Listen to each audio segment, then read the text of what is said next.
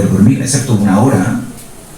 Trabajamos como diseñadores sin serlo, a diseñar ahí un traje con elementos reciclables, tratando de que generara una clase de picaflor, ¿no? ¿Picaflor? Sí, picaflor, sí.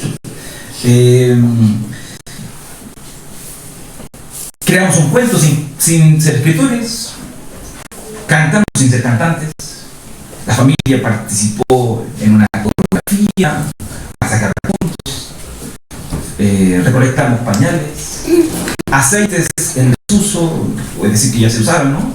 Negros como el carbón, así que ojo, no compren cosas en los carritos porque los aceites son muy negros, muy oscuros. Además de eso fuimos al parque, jugamos en competencias, sobre todo mis hijos, los deportistas, y la verdad es que hicimos un montón de actividades con el fin de poder, como familia real, ¿no?, trabajar para que Juan Mateo pudiera ser rey. Y obviamente ganamos. El esfuerzo, tanta desvelo, tanta lucha, y Juan Mateo salió rey. Y si ustedes ven en nuestras redes sociales, ahí mostramos un poco su coronación y todo lo demás. Y eso obviamente trae mucha satisfacción porque valió el esfuerzo, tanta cosa. Ahora, de la misma manera, cuando yo pienso en este pasaje de orar por el reino de Dios, obviamente eso involucra más que simplemente orar. Eso involucra trabajar para dicho reino, donde como creyentes nosotros entendemos que ese reino ya fue inaugurado cuando Cristo vino a este mundo y se sometió al Padre, predicó el Evangelio y muchos creyeron en él. Vivir bajo ese reino no es vivir bajo un gobierno tirano, porque nuestro Señor Jesucristo solamente es rey, sino que también es el siervo de su pueblo. Él vino a dar su vida por nosotros. E incluso la Escritura dice de que Él es nuestro hermano mayor de esta familia real. Y Él es quien, a la luz de esta hermosa oración del Padre nuestro, nos enseña a que ustedes y yo debemos orar el Padre nuestro, no solamente enfocados en que el nombre de Dios sea santificado, sino enfocado en el reino de Dios, lo cual es orar por la misión de Dios, no solamente hacia el futuro, sino mirando el presente, no mirando solamente afuera de la iglesia, sino mirando adentro, y no solamente dentro de la congregación, sino mirando en nosotros, en nuestra vida, en nuestra persona como creyentes, cómo ese reino se manifiesta, crece, qué cosas están impidiendo de que aquellas cualidades, características que debiéramos nosotros tener, ejercitar como parte de ser miembros de este reino de Dios, debieran estar presentes en nosotros. Entonces, hoy día nos vamos a concentrar en esta breve petición, porque reitero, es muy profunda y yo quisiera que ustedes pudieran ir pensando cada cosa que fui comentándoles y de esa manera lograr nuestro objetivo a través de este tiempo de examinar este pasaje. Ahora, al examinar obviamente nuestro contexto mayor, recuerden que nosotros estamos hablando de la oración, y en este pasaje de Mateo capítulo 6 ustedes encuentran tres grandes disciplinas, virtudes, actividades de la vida cristiana, como son la limosna, en los primeros pasajes, luego Jesús se concentra en la oración y posteriormente Él nos habla un poco acerca del ayuno. Y creo que es importante hacer algunas observaciones con respecto a esto. La pasada no lo hice, pero quisiera yo ahora resaltar algunas cosas con el fin solamente de mostrarles cuán importante es la oración para nosotros. La limosna y el ayudar a otros obviamente es valiosa. Esa principalmente está relacionado con las personas, suplir necesidades, ser generoso. Creo que todos nosotros deberíamos orar por eso, por un corazón generoso. La limosna común está enfocada en las personas. La oración principalmente está enfocada en Dios. El ayuno principalmente está enfocado en nosotros, como una disciplina personal. Abstenerse, dejar cosas, velar para que podamos obviamente también concentrarnos en el Señor, etcétera, etcétera. Pero la oración, en un sentido particular, tiene una importancia que ni la limosna ni el ayuno necesariamente lo pueden equiparar.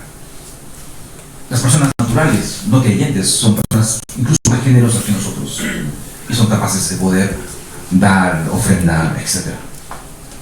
Ayunar hoy día se ha hecho casi una práctica general. Las personas, como una manera de poder bajar de peso y de mantener la línea, ¿no?, preparándose para el verano, son capaces de poder generar ayunos progresivos durante la semana, etc. Pero orar es algo diferente. Orar a Dios tiene algo distinto, porque tú y yo vamos hacia la presencia de Dios.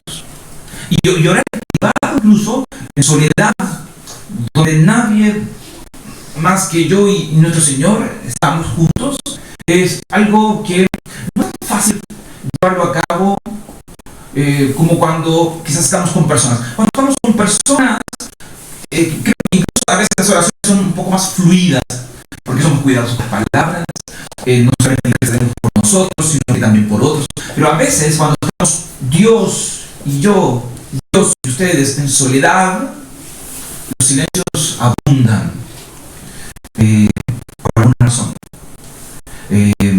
Orar no es tan fácil como ayunar. Orar no es tan fácil como ser generoso. Y nosotros lo que hemos visto hasta ahora es que orar es algo en el que ustedes y yo nos olvidamos de nosotros mismos, nos concentramos en Él y nos acercamos a Él, por una parte, con confianza, porque Él es nuestro Padre, y eso es algo que siempre debemos enfatizar. Nos acercamos a Él con confianza, porque es nuestro Padre, pero también nos acercamos a Él con humildad, porque sabemos de que Él es diferente de nosotros, porque sabemos de que Él está en los cielos. Y cuando Jesús y los maestros también hacen mención de que hablar de Dios en los cielos es una forma de decir de que eres majestuoso, de que eres más grande que tú y yo, obviamente eso debiera llevarnos a buscar a Dios con temor y con reverencia, sin dejar de lado obviamente la confianza, pero sabiendo de que estoy hablando con mi Padre, porque mi Padre es grandioso, y eso obviamente debiera llevarme a mí a tener un asombro, sobre todo cuando yo oro: santificado sea tu nombre, que es lo mismo que decir: Señor, hazme a mí santo. Y hoy, cuando oramos: venga a nosotros tu reino, lo que esto involucra es decir a Dios: hazme a mí más humilde y más sumiso. Entonces, yo quiero abordar solamente dos interrogantes. La primera de ellas es: ¿qué es el reino de Dios? Y la segunda es: ¿por qué aún no ha llegado ese reino? Quisiera estas dos ideas enfocarme hoy día para reflexionar junto con ustedes. La primera es: ¿qué es el reino de Dios? No sé si han pensado en eso. Los evangelios hablan mucho acerca de eso. En el Antiguo Testamento este concepto no es algo muy habitual, pero pensar en qué entendemos por el reino de Dios creo que es algo necesario para poder enfocarnos un poco en este concepto al momento de orar. Hay un teólogo antiguo, ya murió, muy importante, ¿sí?, teólogo anglicano, que dice que nosotros debiéramos hacer una diferencia entre lo que es la realeza de Dios y su reino. Es decir, que estos son dos asuntos diferentes. Cuando hablamos de la realeza de Dios, nosotros, dice Packer, que deberíamos pensar en este concepto de creación, donde Dios, a través de su providencia, gobierna el mundo, Cuando hablamos de venga tu reino, no estamos diciendo de que Dios no sea rey. Él es rey. Y Él lo ha manifestado desde el principio. De hecho, el salmo que nosotros estuvimos leyendo en la liturgia es un salmo que parte y pertenece a una colección de salmos que hablan de Dios como rey. Dios es rey. Él es el creador. Su mano invisible, como diría Sproul, trabaja en cada situación, circunstancia de nuestra vida. Él gobierna desde la creación. Su mano providencial ha obrado en nosotros y nos ha traído hasta acá. El hecho de que comamos hoy en la mañana pan, bebamos café, que podamos tener ropa, incluso que hoy esté lloviendo, es parte del gobierno, de la providencia de Dios. Él es rey. Pero, por otra parte, este concepto de reino, dice que debemos diferenciar la creación por parte de la redención, donde nosotros podríamos denominar correctamente como la gracia de Dios, en la que su señorío se ha manifestado de una manera profunda, tan real y verdadera en la vida de ustedes, en la vida mía, en la vida de nosotros. De hecho, este segundo sentido de pensar en la redención como el reino de Dios es algo que lo observamos en el catecismo de Heidelberg. Él comentaba de que los antiguos ya pensaron en todo lo que estamos nosotros reflexionando. Y en la pregunta 123 de este catecismo, nosotros decimos a Dios lo siguiente: miren ustedes, rígenos por tu palabra y espíritu, de manera que nos sometamos cada vez más a ti. Preserva y haz crecer a tu iglesia y destruye las obras del diablo y toda violencia que se alza contra ti. Destruye también a todos los consejos impíos contrarios a tu santa palabra. Y haz esto hasta que llegue la perfección de tu reino, en el cual tú serás todo en todos. Por lo tanto, reino de Dios, en el sentido que estamos mirándolo en este pasaje, está muy relacionado con iglesia y cómo Él ha obrado en la vida de ustedes, en mí, y donde nuestro concepto acerca de Cristo es más que simplemente Salvador, que yo creo que es la palabra que más ustedes y yo amamos, pero cuando hablamos de Señor nos confundimos, como que nos desorientamos, no sabemos hacia dónde queremos ir, porque queremos tener cierta clase de autoridad y de libertad en aquellas áreas que son más complejas en nuestra vida. Pero que Cristo sea rey involucra primeramente de que Él es rey en medio de nosotros, en su iglesia, en su pueblo, hasta que todos sean sometidos bajo sus pies, toda rodilla se doble ante Él, y eso ocurrirá cuando Cristo venga en su segunda venida, con el fin de que Él gobierne para siempre. Entonces, pensar en el reino de Dios es pensar que Dios debe gobernar. Él debe ser Señor de nuestras vidas. Él debe ser Señor de nuestras emociones. Él debe ser Señor de nuestros deseos. Él debe ser Señor de nuestros pensamientos y de nuestros compromisos. Ustedes y yo debiéramos vivir bajo su señorío. Debiéramos consultar su voluntad ante toda decisión, frente a todo compromiso, ante toda tarea, labor. Voy a cambiarme de trabajo. Señor, ¿será esta tu voluntad? Me voy a cambiar de lugar de donde estoy viviendo. Señor, ¿esta será tu voluntad? Quiero iniciar este proyecto. Señor, ¿esto será lo que a ti te agrada? Señor, siento esto que me acongoja con respecto a mi hermano. ¿Esto será lo que, Señor, te agrada a ti? Él debe ser el Señor de nosotros. Señor, estoy educando a mis hijos. ¿Será que estoy haciendo bien? Muéstrame. Estoy relacionándome con mi esposa. Tal vez no lo estoy haciendo bien. Guía Él primeramente debe ser nuestro Señor.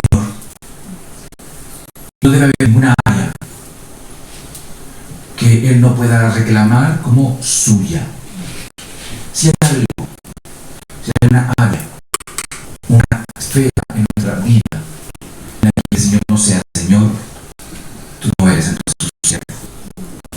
Gran parte de tus problemas y de mis problemas tiene que ver con eso. Cuando tú y yo no somos sumisos a Él y queremos hacer las cosas a nuestra manera, eso es un problema.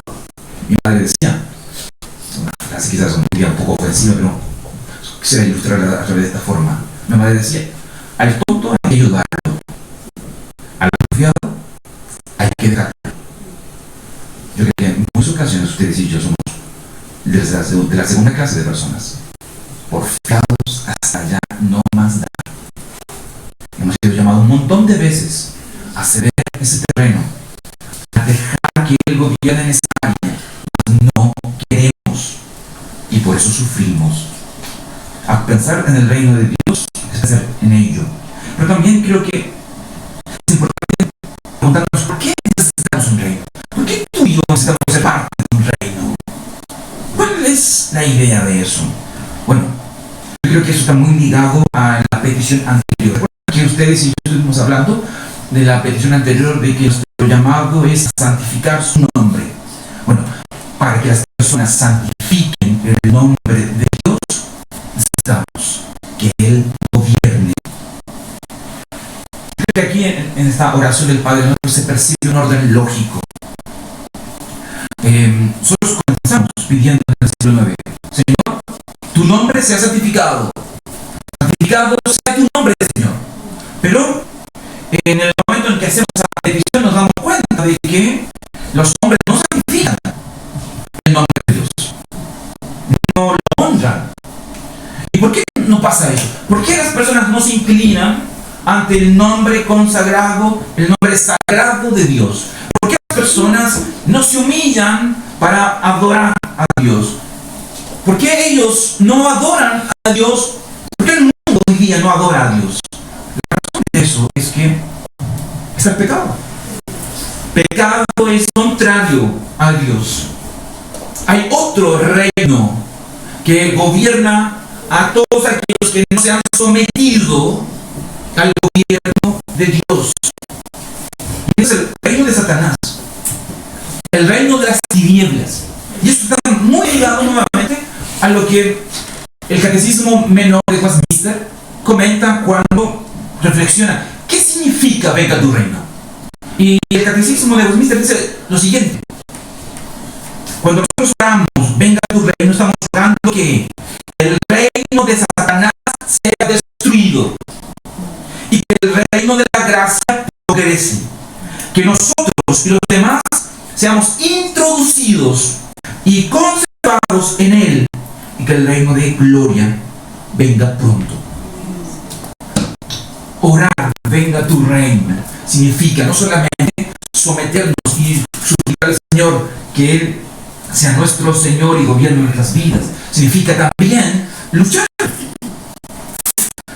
significa distinguir entre reinos, saber de que Satanás tiene a muchas personas aún bajo su gobierno, bajo su control.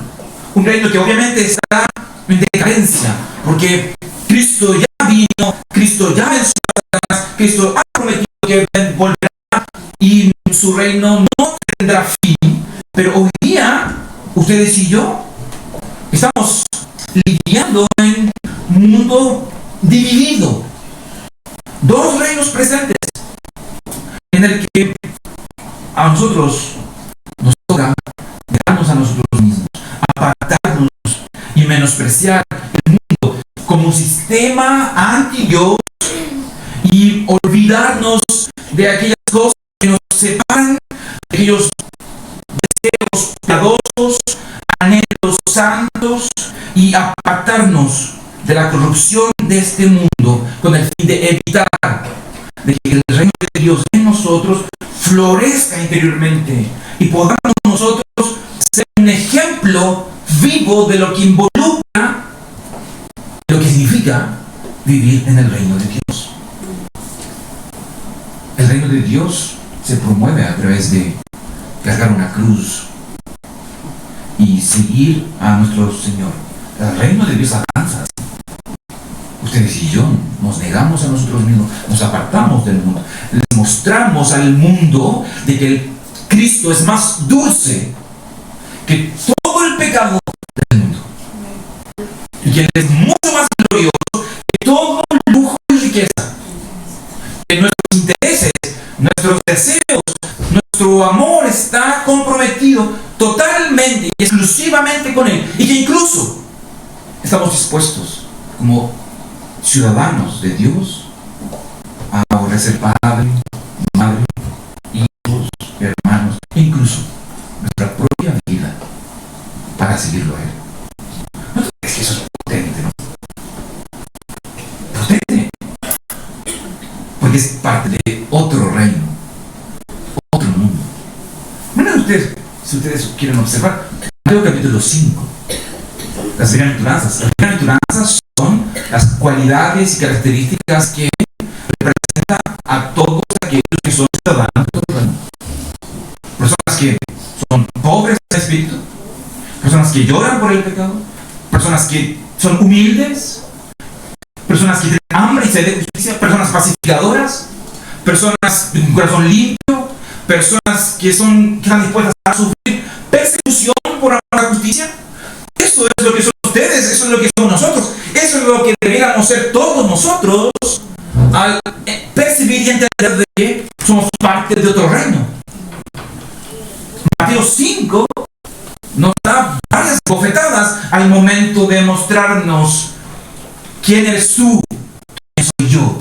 Y de hecho, tú y yo, a la luz de Mateo 5, no podemos ser luz y no podemos ser sal de este mundo si primero esas bienaventuranzas, esas cualidades allí en Mateo 5 nos encargan de nosotros. Ser luz y ser sal no tiene que ver con lo que hacemos, sino con lo que somos. Entonces, cuando pensamos en el reino de Dios, pensamos en el señorío, pensamos en que Él gobierna, pensamos y oramos por la destrucción de este reino de las tinieblas. Oramos para que nuestros hijos sean arrebatados de este reino de las tinieblas y se puedan ser traídos a este reino de la luz. Suplicamos, profundizamos en la palabra de Dios con el fin de que podamos no solamente separarnos del mal, sino distinguir el mal. Hoy nuestra sociedad no es capaz de distinguir eso. Hemos normalizado un montón de cosas. Y quizás un comentario muy fuerte, pero siento que a veces incluso vivimos como si fuera parte del reino de las tinieblas. Ya nada nos incomoda. No nos sentimos incómodos en medio de una sociedad que, en lugar de amar a Jesús, se burla de Jesús, genera contenido anticristiano, y ya pareciera que nuestras conciencias se han acomodado. Ya no tenemos arreglos tan profundos y piadosos como antes. Ser un padre temeroso, una madre piadosa, un ciudadano del reino. Creo que debiéramos, aunque sea mirar de lejos, la actitud puritana en la que había un deseo, un temor, un anhelo. No estoy diciendo con eso que estamos puritanos o que vivíamos como puritanos, pero esos anhelos y deseos de santidad, de piedad, de encontrarse con Dios profundamente, de tener una cosmovisión diferente, de hacer las cosas de una manera diferente, es algo que hoy día pareciera que la iglesia carece por alguna u otra razón. Por alguna u otra razón algo sucede. Tampoco yo puedo generalizar. Solamente sé que todos luchamos. Para nadie es fácil ser un creyente, un padre, una madre, un ciudadano profesional en medio de este mundo. Pero si tú estás bajo otros valores, bajo otros principios, bajo los principios del reino de Dios, déjame decirte que lo estás haciendo bien, aun cuando estés sufriendo. De hecho, debieras esperar sufrir para hacer las cosas de acuerdo al reino de Dios, a los principios del reino de Dios. Ahora, hay una segunda pregunta que yo quisiera abordar. Es no solamente qué es este concepto de reino, sino ¿por qué aún no hay este reino? Nosotros creemos, reitero, como les comentaba en un principio, de que el reino de Dios fue inaugurado cuando Cristo vino. Por lo tanto, nosotros creemos que el reino de Dios ya está en medio de nosotros, pero aún no ha obtenido la consumación, el fin, sino hasta que Cristo regrese por su pueblo. Martín Lutero, una persona muy conocida en esta fecha, ¿no?, de octubre, él decía que el reino de Dios tenía una dimensión externa y futura. Él decía que el reino de Dios es solamente parcial por ahora, pero la plenitud de su reino es algo que nosotros ustedes y yo no podemos imaginarnos. Es algo que va más allá de nuestra mente, porque en ese momento van a haber cosas que o no van a haber cosas que ustedes y yo nunca hemos experimentado. No va a haber sufrimiento, no va a haber injusticia, no va a haber pobreza, no va a haber muerte. Y por tanto, cuando tú y yo oramos, venga tu reino, decía Lutero, tú y yo estamos anhelando una vida futura de justicia, de paz, y estamos pidiendo que ese reino ya comenzó a nosotros y que a veces se ve opaco, se ve difícil de poder observar, realmente se lleve a término de una manera que va a cambiar todas las cosas. Orar por el reino de Dios es anhelar que Cristo venga. Es la esperanza de nosotros. Y de alguna manera, dicha esperanza debería someter todo sueño y deseo que hoy tú y yo podamos tener. Sé que algunos quizás quisieran tener su casa propia y tal vez no están orando tan fervorosamente para que el reino de Dios venga a nosotros. Quizás algunos se quieren casar y dicen, Señor, sí, ven, pero dame un par de años. O tal vez quisieran llevar a cabo su empresa y lograr tener una clase, un poquito de éxito o un nombre, hacerse un nombre en medio de este mundo. Todas esas cosas debieran someterse bajo el señorío de Cristo. Nada puede compararse a que Cristo regrese, a que Él someta todas las cosas bajo sus pies, a que tú y yo reinemos con Él. Ese debiera ser nuestro anhelo y debiera ser nuestro motivo de alegría el día de mañana cuando nos levantemos. Cada día es un día menos en este mundo, un día más cerca de Jesús. Cada día es un día más en el que Jesús se acerca a nosotros y podremos disfrutar de Él. Debería ser de verdad un motivo de anhelo, de deseo, sabiendo incluso las dificultades, los problemas, como tú y yo lidiamos con el pecado, como estas fechas también de octubre escuchamos promesas tras promesas, promesas que el viento se las lleva y donde muchos se enfocan en personas, en políticos y creen que ellos van a cambiar el mundo. No, ellos no van a cambiar el mundo. Ninguna ley va a cambiar el mundo. Nada, a menos que Cristo venga, como decía Lutero, cambie todas las cosas de tal forma que incluso tú y yo no logremos entender ese mundo, esa realidad tan diferente, tan feliz, que viene, ya está en nosotros, pero que a causa del pecado no se ha manifestado de manera plena, porque viene, el reino de Dios viene. Amén. Ahora, ¿cómo podemos hacer que ese reino de Dios venga a nosotros? ¿Orando? Sí, claro que sí. Eso es lo que nos enseña Mateo capítulo 6. Venga tu reino, Señor. Orando, claro que sí. Sometiéndonos a su señorío, examinando obviamente nuestras vidas, apartándonos del pecado. Así es. Así viene el reino de Dios a nosotros, donde todas las áreas de nuestra vida están ante la presencia de Dios. Solicitamos su gracia para llevar a cabo toda tarea, proyecto, desafío. Sí, así lo hacemos. El reino de Dios, su señoría viene a nosotros cuando nos sometemos a Él y no permitimos que nuestros criterios o nuestra buena voluntad o nuestros deseos sean los que nos gobiernan, sino Dios, su palabra, sus deseos, su voluntad. También viene el reino de Dios a nosotros cuando nuestros antiguos, tú y yo, mortificamos, hacemos morir en nosotros el pecado. Dejamos de jugar con el pecado, nos apartamos de los deseos de la carne, y de esa manera también el reino de Dios se manifiesta de una forma más presente, más real. Pero creo también que hay otra área que me parece ustedes y yo nos hemos quedado y que tiene que ver con el progreso de la evangelización, trabajo de la evangelización, donde todos ustedes tenemos ahí algo que hacer: hablar a otros de Cristo. John Stott, un anglicano, también decía lo siguiente: orar para que venga el reino de Dios es orar que crezca a medida que por medio del testimonio de la iglesia la gente se someta a Jesús.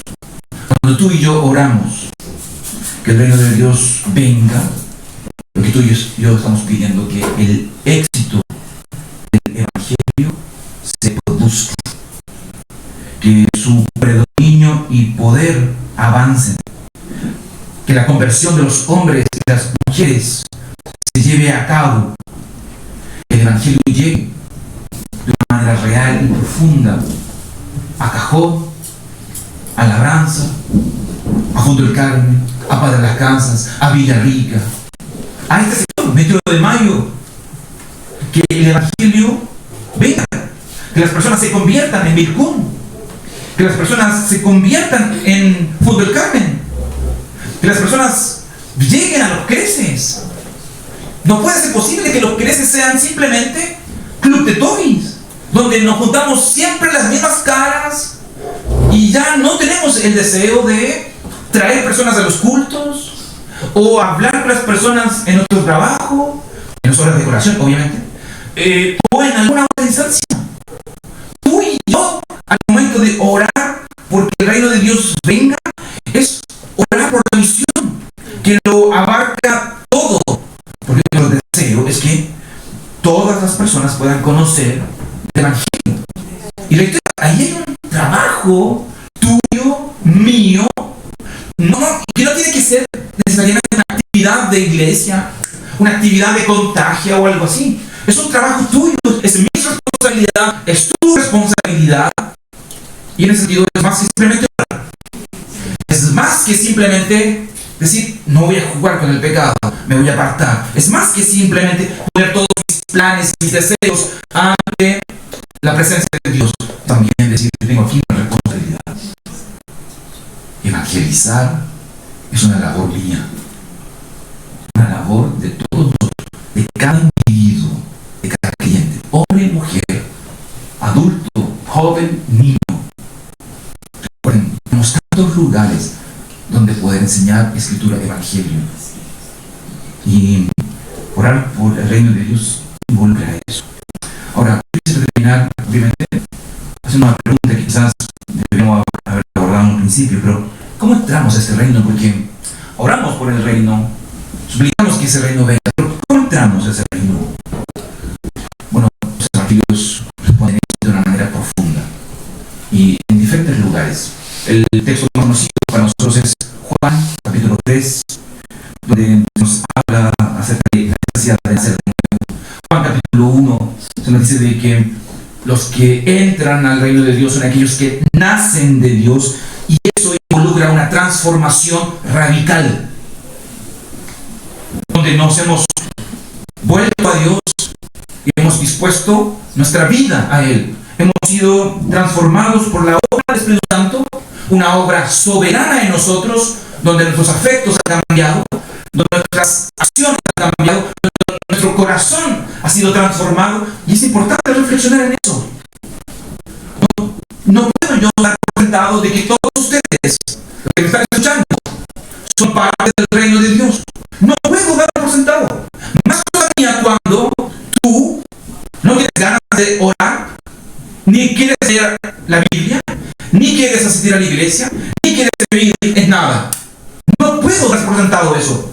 Y si eso es lo que está pasando en tu vida, déjame decirte que puede ser posible que tú estés escuchando por el reino, estés orando por el reino, pero no eres parte de este reino. Y eso es muy peligroso, porque el reino de Dios comienza primero en nosotros, en nuestra vida.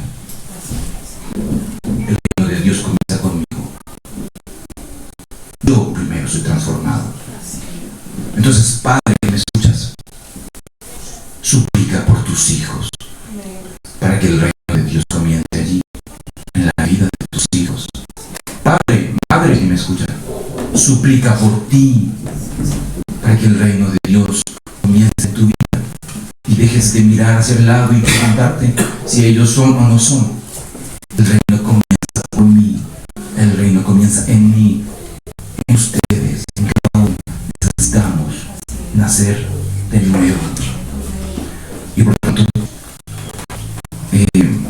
así ustedes y yo lograremos poder ser usados por el Señor como instrumento para que el reino de Dios regrese, o más bien venga a nosotros y sea consumado a través de esta venida de Jesucristo, a quien anhelamos con todo nuestro corazón. Vamos a tener un momento de oración, hermanos. Señor, oramos en esta hora porque queremos pedirte que tu reino venga a nosotros, a nuestras vidas. Señor, si hay áreas que todavía tú no eres Señor, te suplicamos que nos ayudes para examinarnos si nuestras intenciones aún no han cambiado. Tanto tiempo ya siendo la iglesia, si no hemos sido transformados y nuestros afectos hacia ti siguen menguando. Ayúdanos a, Señor, a reflexionar y que tu Santo Espíritu pueda traernos, Señor, a la conversión. Nosotros creemos, Señor, que tu Santo Espíritu, por medio de tu palabra, puede ejercer fe en nosotros.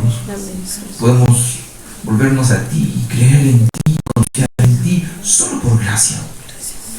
Por eso, Padre, yo te suplico, primero que todo, por tus hijos de aquí presentes, por tu pueblo, por las personas que están aquí reunidas, que ellos puedan tener convicción de ser parte de este reino tuyo, y que, siendo parte de este reino, podamos juntos trabajar para que este reino venga a nosotros.